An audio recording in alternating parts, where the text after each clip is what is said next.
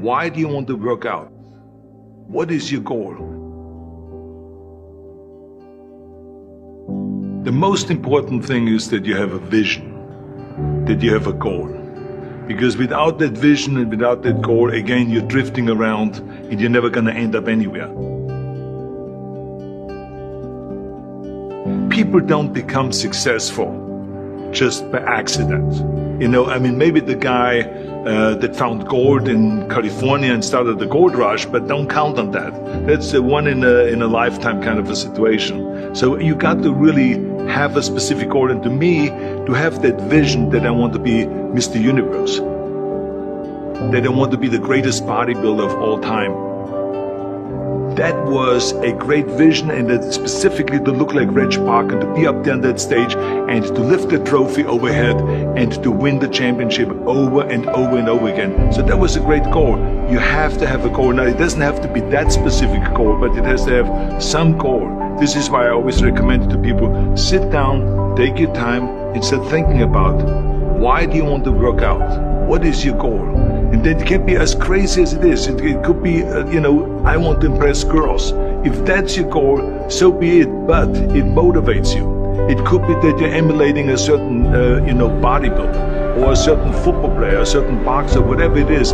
Have those pictures put all over the wall like I did when I was a kid. I put pictures of Reg Park and of Sonny Liston, of boxers and of Ali and of powerlifters and weightlifters all over my bedroom, wall.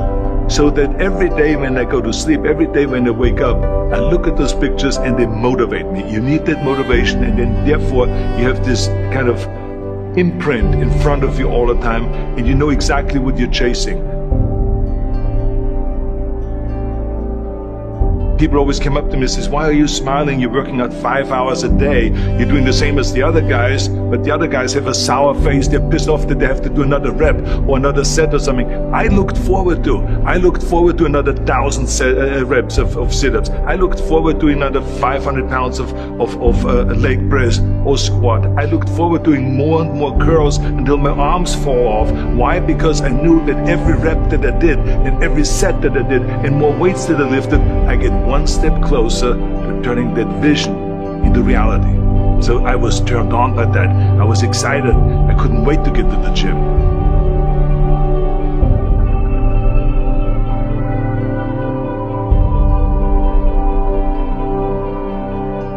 I remember that when I weighed 245 pounds, and Bob Raferson, the director of Stay Hungry, said to me that I'm interested in having you come in for a reading and work on your acting and all this, because I'm interested in having you in a movie to star with Jeff Bridges and with Sally Fields. I was delighted about that, and I was excited, and I started pumping up more and more. And then he said, but I don't want you to weigh more than 210 pounds. You want me to be in the movie, but I'm weighing 245 to 46. I say, I just won the Olympia, I say, which was 1974, and I was really at my biggest. And but he demanded that, and he says, look, it's very simple. On the day we start shooting, he says, I'm going to put you on a scale, and if you don't make the 210, you're out, because I have someone else in mind. And I worked on it. I started visualizing myself very clearly as a lean athlete, because that's the only way I could lose that weight and all of a sudden get interested in running more, because up until that point I ran like 3 miles after training or before training or whatever, but now all of a sudden it was 5 miles, 6 miles, 7 miles, 8 miles, and they even ran mini marathons in order to lose the weight, and I did everything with high reps, and I was watching my diet, what I eat and all those kind of things. And but the day before, I remember we went to Birmingham, Alabama. The day before I was at the YMCA with Bob Raferson. He was swimming and I was working out, and I was running. There was a track there and I was running. He says, let's step on the scale. And I stepped on the scale and I weighed 209. So it just shows you what is possible if you visualize exactly what you want to look like.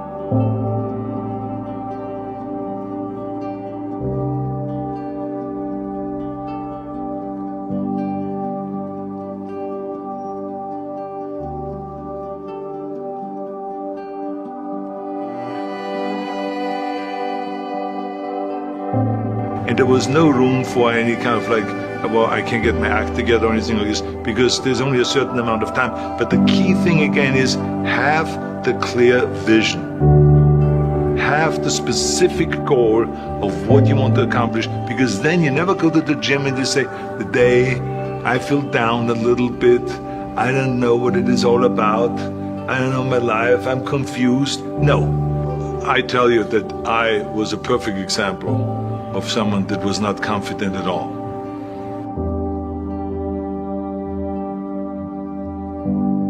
I mean, when I was a kid, I was just like any other kid. I had my hang-ups and problems and all this. But when I joined the weightlifting club and I won my first little trophy because I did the best clean and jerk, and then we went to another meet and I won another little trophy, I started feeling like somebody. But the bottom line is, everyone can use the same method, because I used it in politics, I used it in making money, I used it in everything that I've done in the movie business. When you have one little victory, little victories add up, and that is what gives you then ultimately confidence. Well, for me, the most important thing always to have a deadline. So when I, for instance, had a competition, and let's say the competition was in the middle of September, and it was now beginning of summer, so there was no more time to screw around. So there was the time now to get going on a diet, to get going with the training, to not slack off at all, because there was a deadline there. The day of the competition, I had to be in the best shape possible. And I knew that if I come to the competition and I lose because I did not schedule my training the proper way, or I didn't have the right frame of mind, or I didn't give everything, literally worked my butt off, I would be just so angry. So I never wanted to be in that situation. So this is why it was very important to pick that time and to say, this is when I have to be in top shape, and then I work towards that. But it's not just with the competition. I mean, it's the same in the movie business.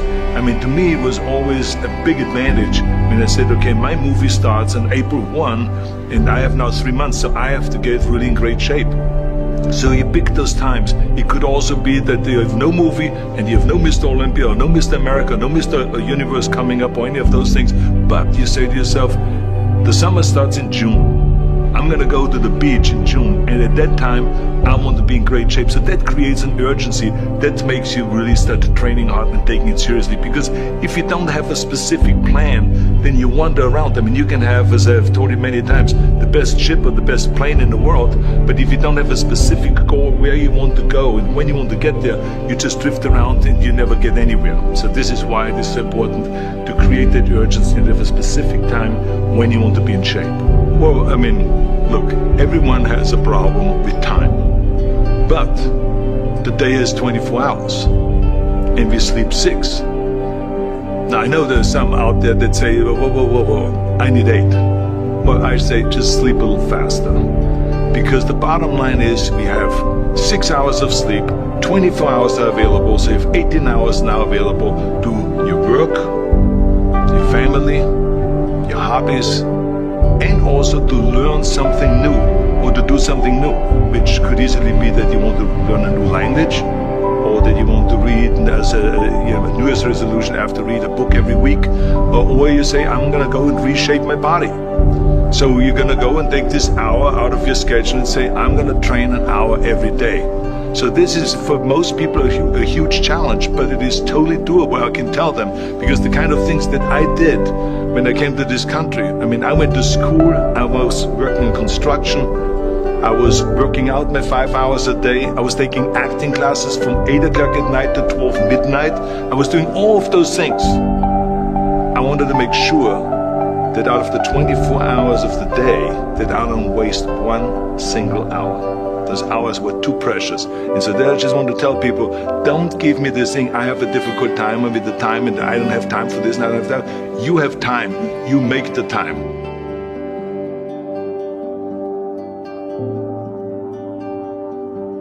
I hate Plan B. And I tell you why. Because we have so many doubters, as I've said earlier, the no-sayers. We have so many of those people that say no and you can't do it, and it's impossible.